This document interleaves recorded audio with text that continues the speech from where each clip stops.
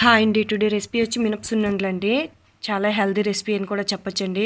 మా పాపకు లంచ్ బాక్స్‌లోకి 2 డేస్ నుంచి ఏం లేవని ఇలా మినపసున్నుండలు అయితే చేశానండి.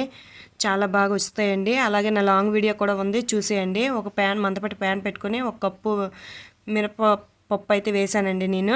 వేసి వీటిని మంచి కలర్ వచ్చేంత వరకు లో ఫ్లేమ్లోనే ఫ్రై చేసుకోవాలండి. తర్వాత ఒక స్పూన్ రైస్ అనేవి యాడ్ చేసుకొని వాటిని కూడా ఫ్రై చేసుకోవాలండి. ఇవన్నీ ఫ్రై అయిన పప్పులో యాడ్ చేసి మనం అనేది మిక్సీ వేసుకోవాలండి. చల్లగా మిక్సీ వేసుకోవాలండి. చూడండి, మిక్సీ వేసినాక కూడా చూపిస్తున్నాను. పిండి అనేది అలా ఉండాలండి, మరీ మెత్తగా అయిపోకూడదు, అలానే బరగ్గా ఉండకూడదండి. ఒక కప్పు మినపప్పుకి ఒక కప్పు బెల్లం అండి తీసుకొని మంచిగా మిక్సీలో యాడ్ చేసుకోవాలండి. యాడ్ చేసుకున్నాక కొంచెం కొంచెం నెయ్యి యాడ్ చేసుకుంటే మనం మిక్స్ చేసుకోవాలండి.